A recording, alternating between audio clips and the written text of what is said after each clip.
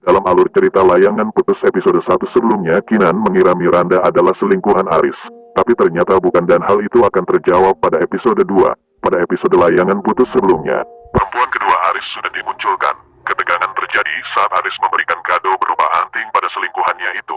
Aris baru sadar jika anting yang ada di kotak perhiasan hanya ada satu buah.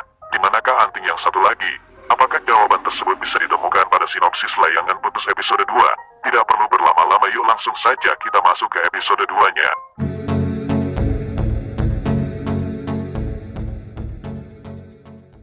Episode kedua dibuka dengan diperlihatkan Miranda yang kesal karena Kinan yang tiba-tiba datang.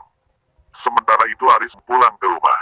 Aris baru menyadari kalau anting yang akan diberikan kepada Lydia tertinggal di dalam jasnya. Ia harus bergegas menemukannya sebelum Kinan tahu. Kinan dan Aris sama-sama berada di mobil, pikiran mereka tak menentu. Kinan merasa bingung dengan kecurigaannya. Sementara Aris mencoba mengingat bagaimana anting yang sebelah bisa tidak ada di dalam kotaknya. Kinan yang merasa bersalah karena mencurigai Aris, meletakkan kembali anting ke dalam jas Aris. Ketika Aris sampai di rumah, ia bergegas mengecek keberadaan anting itu. Ia merasa lega karena anting tersebut masih berada di kap jas.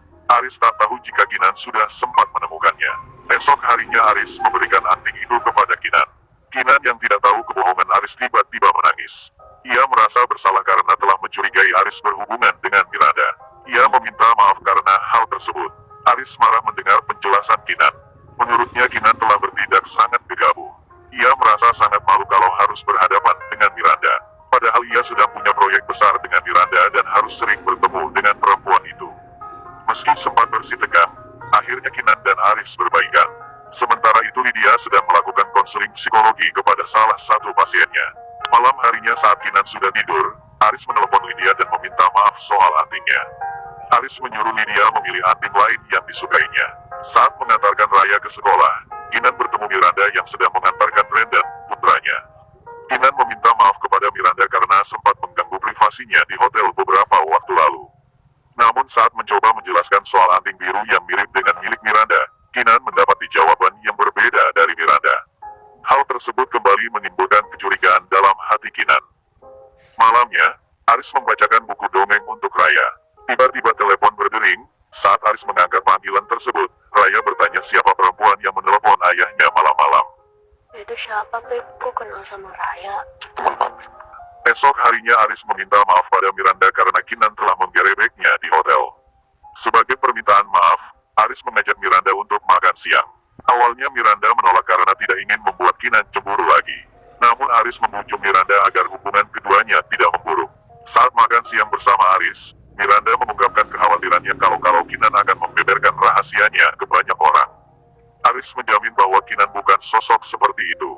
Kinan tidak akan menceritakan rahasia Miranda yang memiliki pria lain, bahkan ke sahabatnya sendiri.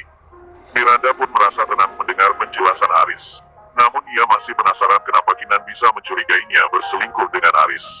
Aris memberikan alasan jika itu hanya masalah hormon kehamilan sehingga Kinan terlalu cemburu berlebihan. Miranda menyangka alasan tersebut. Ia yakin Kinan memiliki insting kuat akan hal ini. Miranda bertanya pada Aris apakah ia memiliki hubungan dengan perempuan lain. Aris kaget dengan pendapat Miranda, tetapi ia mencoba mengelak. Aris terus mengelak saat Miranda menyebut Aris berselingkuh. Sementara itu Kinan sedang mencoba aplikasi perpesanan baru karena aplikasi yang biasa digunakan sering error. Ia mendapat rekomendasi sebuah aplikasi dari sahabatnya. Saat Kinan selesai mengunduh dan memasang aplikasi itu di handphonenya, ia baru menyadari kalau Aris juga telah memiliki akun pada aplikasi tersebut. Kinan kembali curiga. Ia menuliskan beberapa hal aneh dari diri Aris yang ditemukannya akhir-akhir ini ke dalam sebuah buku catatan. Esok harinya, Kinan bertemu Miranda di sebuah kafe. Kinan melakukan hal itu untuk memperbaiki hubungannya dengan Miranda. Kinan kembali meminta maaf atas perilakunya beberapa waktu lalu di hotel. Miranda berusaha menjelaskan kondisi yang dihadapinya. Miranda bercerita bahwa ia berselingkuh dengan pria lain karena ia tak lagi bisa percaya pada Eros, suaminya. Miranda menikahi Eros karena yakin suaminya punya mimpi besar. Namun ketika sang suami terus menemui kegagalan dan terpuruk, Miranda kehilangan rasa kagumnya kepada Eros. Hal itulah yang membuat Miranda berselingkuh. Kinan mencoba mengingatkan Miranda bahwa ia bisa kehilangan segalanya. Namun Miranda berkata bahwa ia telah kehilangan segalanya sejak rasa kagum dan percayanya pada sang suami telah sirna. Sementara itu Aris melakukan panggilan suara dengan Lydia. Mereka saling mengungkapkan rasa rindunya. Mereka mengubah panggilan suara itu menjadi video call. Namun tiba-tiba Kinan terbangun. Aris pun segera berpura-pura sedang bertelepon dengan Alif, teman touringnya. Aris membatalkan acara kumpul-kumpul bersama para sahabatnya dengan alasan Kinan memintanya pulang cepat. Sementara itu Kinan di rumah sedang bersiap untuk makan malam dengan Raya. Tak sengaja Raya menceritakan kalau beberapa hari lalu Aris pernah ditelepon oleh istrinya Om Jack. Kecurigaan Kinan kembali muncul. Menurut sepengetahuannya, Jack belum memiliki istri. Hari Sabtu aja, Papa beli telepon istrinya Om Jack.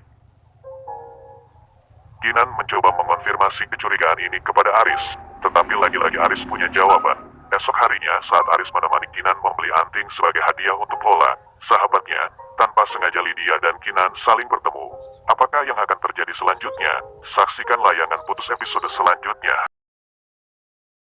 Silahkan tekan tombol subscribe, like, dan lonceng.